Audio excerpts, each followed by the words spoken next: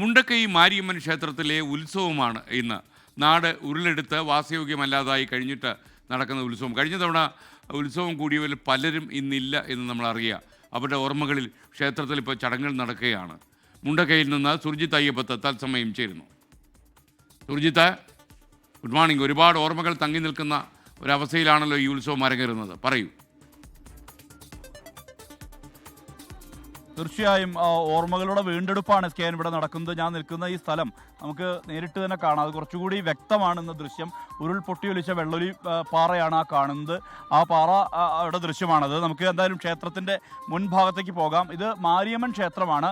ഈ മാരിയമ്മൻ ക്ഷേത്രം എന്ന് പറയുമ്പോൾ ഇവിടുത്തെ തോട്ടം മേഖലയാണ്. ഇവിടുത്തെ പ്രധാനപ്പെട്ട ഒരു ക്ഷേത്രമാണ് ഇത്. ഇവിടെ കഴിഞ്ഞ തവണ ഈ ഉത്സവവുമായി ബന്ധപ്പെട്ട അതിൻ്റെ സംഘാടനത്തിൽ ഉൾപ്പെട്ട ആളുകൾ അടക്കം ഇന്നില്ല എന്നുള്ളതാണ്. ഇവിടേക്ക് എത്തിയ ഘട്ടത്തിൽ ഇവർ ചില ചിത്രങ്ങൾ കാണിക്കുകയായിരുന്നു. കഴിഞ്ഞ തവണത്തെ ഉത്സവ സംഘാടനവുമായി ബന്ധപ്പെട്ട ചിത്രങ്ങൾ കാണിക്കുകയായിരുന്നു. ആ ചിത്രങ്ങളിൽ ഉൾപ്പെട്ട പലരും ഇന്ന് ഇവിടെ ഇല്ല എന്നുള്ള ഒരു യാഥാർത്ഥ്യം നിലനിൽക്കുന്നു എന്നുള്ള ഒരു ദുഃഖകരമായ ഒരവസ്ഥ കൂടിയുണ്ട്. നമുക്ക് ക്ഷേത്രത്തിൻ്റെ മുൻഭാഗത്തേക്ക് പോകാം. ഇവിടെ ധാരാളം ആളുകളുണ്ട്. വാർഡ് മെമ്പർ സുകുമാരനടക്കമുള്ള ആളുകളുണ്ട്. മാത്രമല്ല ഈ ദുരന്തം നടന്നതിൻ്റെ മണിക്കൂറുകൾക്ക് മുമ്പ് ഈ ആശങ്ക പങ്കുവച്ച മഠത്തിൽ വിജയനാണ് ഈ ക്ഷേത്രത്തിൻ്റെ ഭരണസമിതിയുടെ ഭാരവാഹി. അദ്ദേഹം ഉൾപ്പെടെയുള്ള ആളുകളുണ്ട്. ഏതാനും പേർ മാത്രമാണ് ഇവിടേക്ക് എത്തിയിട്ടുള്ളത്. കഴിഞ്ഞ തവണ ഒരുപക്ഷെ 7 ദിവസത്തെ ചടങ്ങായിരുന്നു നടന്നിരുന്നത്. 7 ദിവസം ഗംഭീരമായുള്ള ആഘോഷമായിരുന്നു. പ്രത്യേകിച്ച് വാദ്യഘോഷങ്ങളുടെ എല്ലാം തന്നെ അകമ്പടിയോടുകൂടി തന്നെ ഈ നാട് ഒന്നായി വലിയ ആഘോഷമാണ് ഇവിടെ നടന്നിരുന്നത്. എന്തായാലും ആ വിജയൻ മഠത്തിലേക്ക് നമുക്ക് പോകാം. നമ്മൾ ഇതിന് തലേ ദിവസം നമ്മൾ നേരിട്ട് സംസാരിച്ചതാണ് ഒരു ആശങ്ക മഴ പെയ്യുമ്പോൾ. എന്തായാലും കഴിഞ്ഞ തവണത്തെ ഉത്സവം ഉണ്ടായിരുന്ന ഒരു അവസ്ഥയല്ല ഇപ്പോൾ ഉള്ളതല്ലേ? ശരി, കഴിഞ്ഞ പ്രാവശ്യം ഉത്സവം എന്ന് പറഞ്ഞാൽ ഞങ്ങളെ ഏറ്റവും കൂടുതൽ വലിയൊരു ഉത്സവം. ഈ ഭാഗത്തിന് ഏറ്റവും വലിയ 7 ദിവസം പരിപാടിയായിരുന്നു. 2 ദിവസം സ്റ്റേജ് പരിപാടികളും വലിയൊരു പരിപാടിയായിരുന്നു. കാരണം കരകാട്ടം, കുരിശാട്ടം, കണല എല്ലാ പരിപാടി ഉണ്ടായിരുന്നു.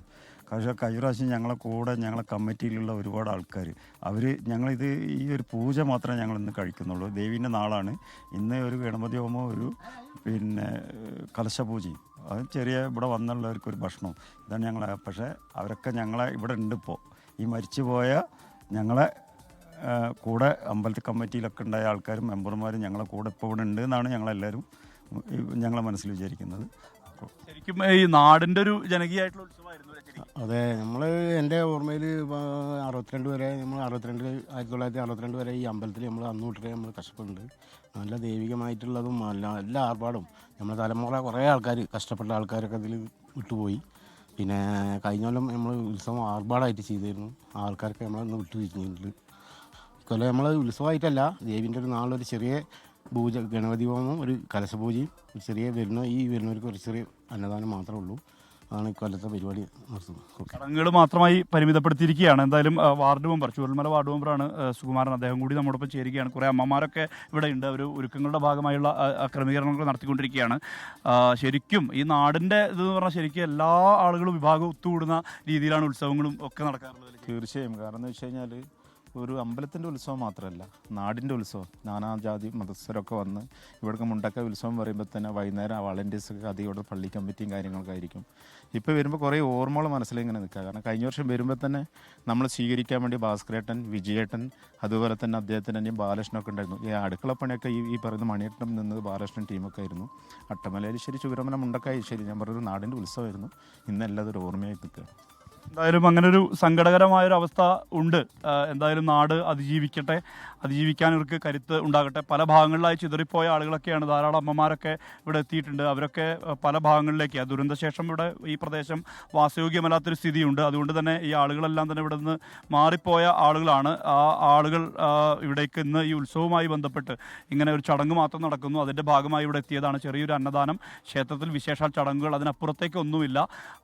ബാക്കി മറ്റു പരിപാടികളൊന്നും നടക്കുന്നില്ല. എന്തായാലും അതാണ് ഇവിടുത്തെ ഒരവസ്ഥ. ഈ നാട് അതിജീവിക്കാൻ ഇവർക്ക് കരുത്തുണ്ടാകട്ടെ. SK സുർജിത്ത് അയ്യപ്പത്താണ് വിവരങ്ങൾ നൽകിയത്. മുണ്ടക്കൈ മാരിയമ്മൻ ക്ഷേത്രത്തിലെ ഉത്സവ നാളിൽ ഒരു കാലത്ത് ഉത്സവം വളരെ ആഘോഷത്തോടെ കൊണ്ടാടിയ ആളുകൾ പലരും ഈ ഉരുളിൽ ഒലിച്ചുപോയി എന്നുള്ളത് സങ്കടപ്പെടുന്ന ഓർമ്മകൾ തന്നെയായിരിക്കും.